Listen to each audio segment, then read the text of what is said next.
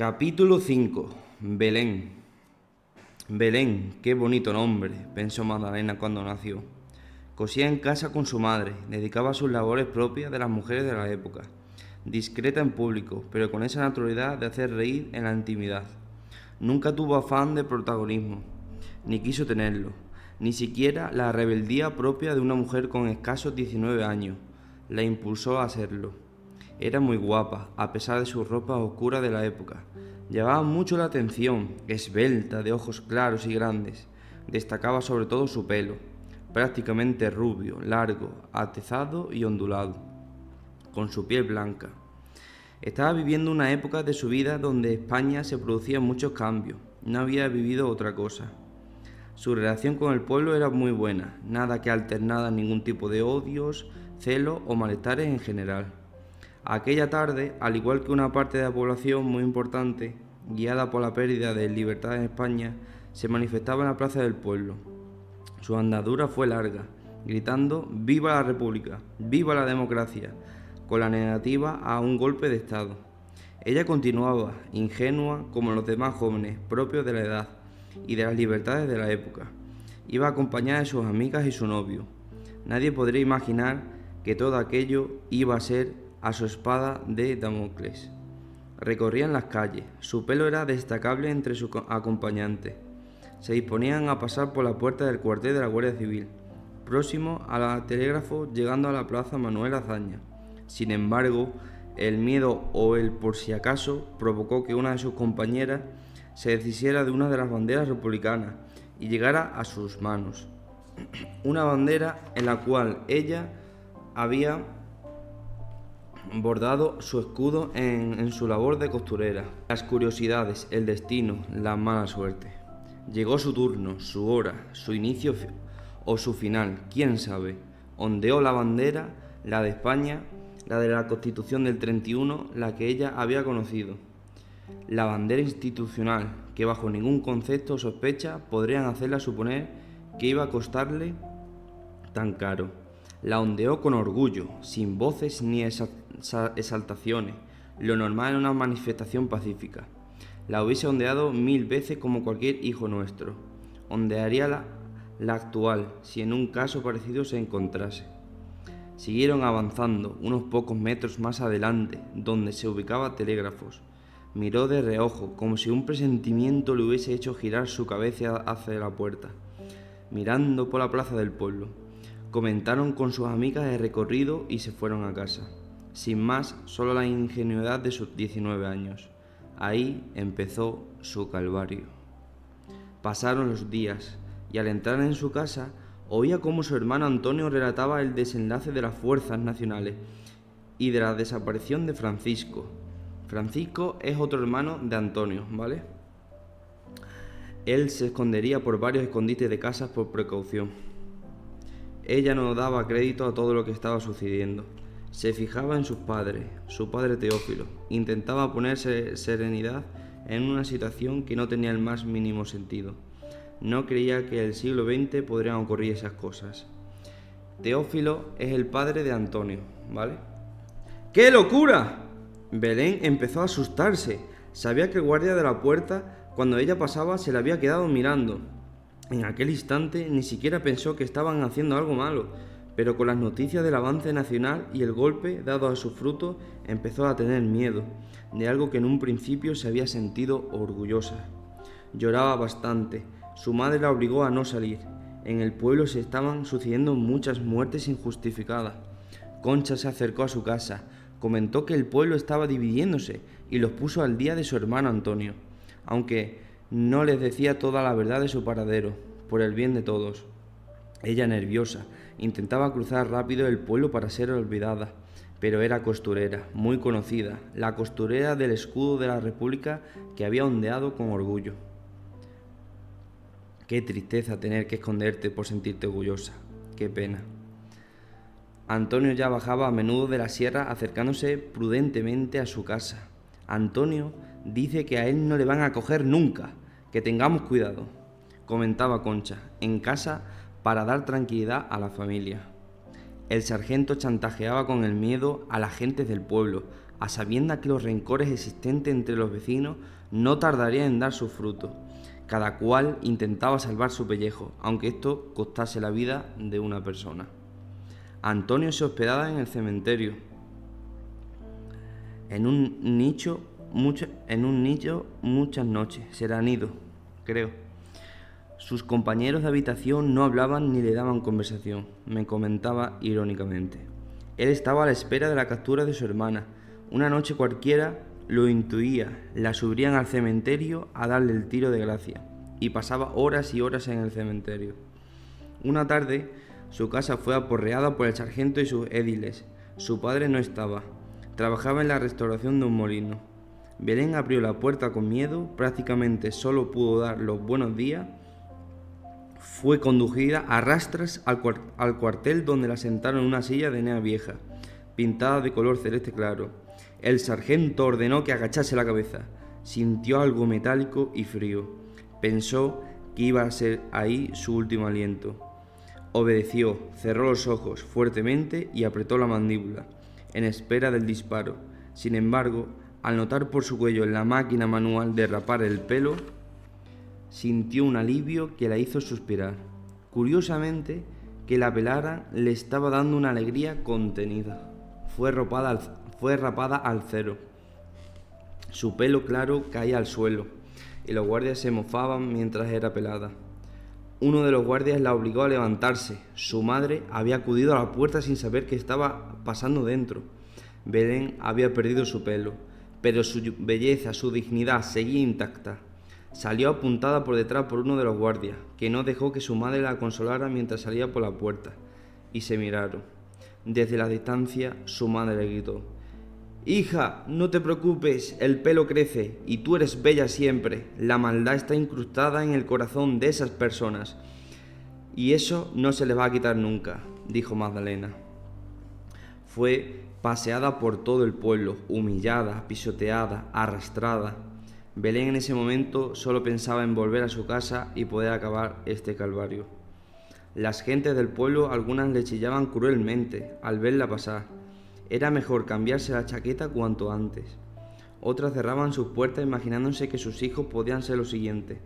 La crueldad de una pistola de color negro, nueva, limpia e engrasada, estaba en manos de alguien sin escrúpulos.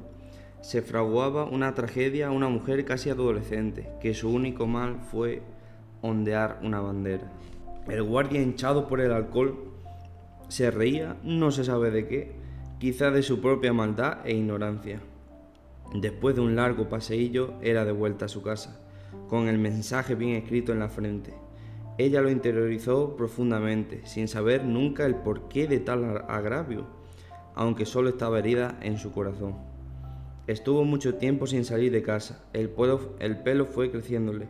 Se fueron calmando los ánimos, pero ella, la cara del guardia que veía por el rabillo del ojo mientras andaba, notaba esos pequeños golpes de vez en cuando, con la pistola en su espalda. No se le olvidaría nunca. Al tiempo salió en alguna ocasión a ver a su cuñada o a su tía, que vivía justo por encima de su casa. No hizo nunca una salida lejos. Su madre le había puesto un pañuelo en su cabeza, que si cabe la hizo aún más bella. Sin embargo, sus ojos ya habían cambiado. Estaban tristes, caídos, llorosos. Nunca volvieron a ser los mismos. Después de un largo tiempo intentando dar caza a su hermano, vinieron de nuevo a su casa. Aporrearon de nuevo la puerta y Magdalena salió a la calle. Era temprano, sobre las 8:30, como si la historia fuese a repetirse. Entraron por Belén bruscamente. Fue apresada por el brazo, llevándola a la iglesia, donde estuvo blanqueando la misma con otras mujeres. Era humillada por momentos, tirándola al suelo, haciéndola repetir fragmentos de oraciones, como si de una atea se tratase, cuando su madre religiosa y cristiana había inculcado su fe a su hija.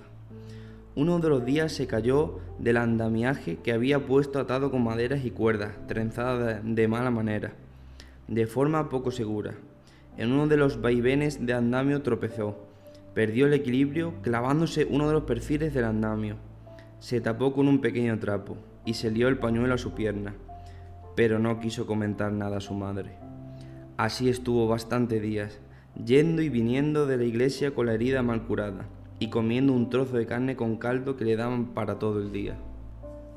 Pasó el tiempo y la dejaron tranquila, hasta que la puerta de madera, arreglada ya varias veces por Teófilo, fue de nuevo aporreada. El guardia preguntó: ¿Tu hija? Está tomando su tazón migado, contestó Magdalena.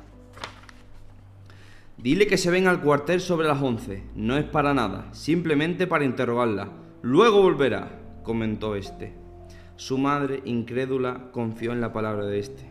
Se acercó a su hijo a su habitación, dándose cuenta que ella escondía algo. Sin preguntarle, le levantó la enagua viendo su herida morada y profunda con mal aspecto. «Hija, por Dios, ¿qué tienes en la pierna? ¿Qué te han hecho?». Ella comentó a su madre que se había caído. No quiso añadir nada más. Ya tenía bastante con su hermano muerto y con su otro hermano fugitivo, pensó Belén. Su madre lavó la herida, la vendó con cuidado, miró a sus ojos, la abrazó, al mismo tiempo que un suspiro le salía de su pecho. «Hija, ya verás cómo todo acaba hoy», insinuó. Sobre las 11 acompañó a su hija al cuartel. El guardia que la acompañaba no tenía mala fama en el pueblo. Pensó que aquella declaración todo acabaría de una vez por todas. Belén iba llorando, pero conforme, esperando que esta vez no fuese como la anterior. Creía que, por llevar una bandera en sus manos, el castigo ya había sido suficiente. Llegaron al cuartel, donde entraron y se percataron de que había 2 mujeres más, conocidas del pueblo. «Es un interrogatorio», pensó. Podían preguntarle por su hermano, pero ella no podía ni sabía el paradero de este, solo que estaba fugitivo en la sierra. Se quedó tranquila, pues, aunque la torturasen, no podrían sacarle ninguna información. Su carácter noble pero fuerte la hizo envalentontarse y defender a su hermano, mientras su madre ya estaba fuera de la cárcel. El día 9 era trasladada a Correos a parte alta. Se percató que había más detenidos, al menos 5 hombres. Veía que la intención de esto era dejarla allí al menos esa noche. Comentaron entre ellos el porqué y el futuro que les deparaba. Se encontraban junto a María B., Claudia T., Celestino B., Rufino B., Lorenzo V., José, Gabino y Rosario V., la cual estaba embarazada. Rosario V estaba embarazada. Claudia T. más tarde era liberada. Belén comentó ingenua que las mujeres iban a correr la misma suerte, pero no iba a ser el caso. Esta liberación se debía a otros menesteres. Detalló otro de los allí presentes. «Nos matarán como a perros esta misma noche en el cementerio. Estamos aquí y no en el cuartel porque no cabemos allí», intuó uno de ellos. Amaneciendo, el guardia subió a Correos, se acercó a las mujeres y las obligó a arrodillarse. Traía las pistolas en sus manos, ya desenfundadas. Belén se abalanzó a sus piernas, sabiendo que era su última oportunidad de vivir. Este levantó la pistola hacia el techo rápidamente. Pensó que quería quitársela. «¡No me mate, señor guardia! ¡No me mate, por favor!», gritó. «Usted tiene una hija como yo, y tiene que entenderlo». «No me mate, señor guardia, por Dios», repitió en sus piernas, llorando desconsoladamente. «Solo tuve la bandera unos segundos». Musitaba sin fuerza, arrastrada, casi sin ropas, humillada a los pies del guardia. Carmelo, el guardia, desistió, pero el sargento, al no oír los tiros de abajo, subió rápidamente y le preguntó: «¿Qué haces? ¿Has desobedecido mi orden?». «No puedo, mi sargento. Me recuerda con ese pelo rubio a mi hija». El sargento no lo dudó, arrancó con fuerza la pistola de sus manos del guardia y, sin pensarlo 2 veces, de un tiro certero en la cabeza, fue matándolas una a una, con orgullo, como si quisiese demostrar algo de valentía por matar a 3 mujeres. Todas las mañanas, su novio de Belén le llevaba café a Correos. Aquel día escuchó unos tiros desde la calle Torrecilla. Sin quererlo, había sido testigo sonoro del asesinato de 3 mujeres, entre ellos su novia. Pasadas las 7 de la mañana, solo con los testigos del bar de enfrente, fueron llevadas al cementerio, con voluntarios, obligados por el miedo. cargados como animales en una escalera de mano rudimentaria. El cuerpo de Rosario aún se movía, pero no porque tuviese algún atisbo de vida, sino porque su bebé aún seguía vivo en su vientre. Antonio estaba escondido esperando saltar en la tapia para salvarla. La acompañaba a su compañero y así poder llevarse a su hermana. Tenía las dos manos en la tapia, asomaba ligeramente de vez en cuando la cabeza por encima, esperando el momento oportuno para abalanzarse antes de ser fusilada. Cuando escuchó los pasos, solo se oyeron murmullos y un silencio no propio de mujeres que iban a ser fusiladas. Se extrañó, se incorporó aún más, vio venir a su hermana muerta, la reconoció por su pelo rubio. Agachó la cabeza, metiéndola entre sus brazos, apretando los dientes de rabia.